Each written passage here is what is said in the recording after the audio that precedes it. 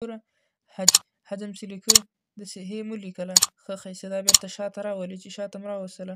دا بېرته داسې ګوره لږ سیده بوځي ګول غوندې دا ځای داسې نری راولې او دا ځای داسې ښه ښایسته ګول راولې داسې پورته ځکې حج. بل مونږ لیکو مثال مبارک میم هم دا رقم ته ولیکه دا بېرته داسې راولې ښه. دلته هم چې راوسته دغه دې ځای نه چې دا بیلیږي دا باید د دې د توري تر منځ راشي ګوره مبارک دا ځای داسې جګ کړئ دلته به ر ورته ولیکئ کاف هم چې لیکه داسې الف ولیکئ او دا ځای به یې داسې ښه ښایسته وړوکی او منظم کړئ دې ځای نه به یې دغه حمزه داسې راولئ دا کوم زور چې خوري حج مبارک. مثال بل لیکو لاس ګوره لاس هم چې لیکه داسې الف ولیکئ الف هم چې ولیکئ دا ځای داسې راولئ ګوره دا رقم ته له دې ځای نه الف بېرته داسې بل ورته راښکته کړئ دغه کونج ته دې ځای نه سین یو غاښ ولیکئ او لاندې ورپسې بل غاښ ولیکئ اول توری غټ راځي اول غاښ یې نری راځي دویم غاښ یې بیا لږ ډبل راځي. بل مثال پراخ لیکو پراخ هم پې هم دا رقم ته ولیکو ګوره پ ر دلته الف ورته ورکړئ او نور ساده ښې ورته ولیکئ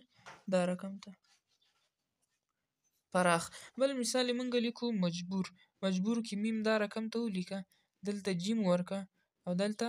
داسې ښه ښایسته ب او ر ورته ورکه مجبور دا ځای که چېرته تاسو بیا په قلم باندې داسې لږ نور هم ورته ښایسته کړئ خو بیخي صحیح راځي مجبور. حمد مونږ لیکو ګوره حمد ه میم هم دا رقم ته ولیکه دا ه دا یې میم او دا داسې ښه ښایسته اوږد راولئ حمد او که نور هم ورسره ښایسته کوو شریف ګوره شین یو غاښ دا د بل غاښ حمد شریف دا رقم پ دا رقم ته ولیکله نور به دا ځای به داسې ښه ښایسته اوږد راولئ لاندې به ورته دوه ټکي ورکړئ حمد شریف. مثال بل توری ورسره لیکئ حامد ه الف هم دا رقم ته ولیکئ دا ه دا الف او ورسې میم دا هم کولی شي د حمد غوندې اوږد راولئ که اوږد نه وي همداسې لنډ یې پرېږدئ هم څه نو دا وه د نن د ورځې نستعلیق درېیمه ویډیو.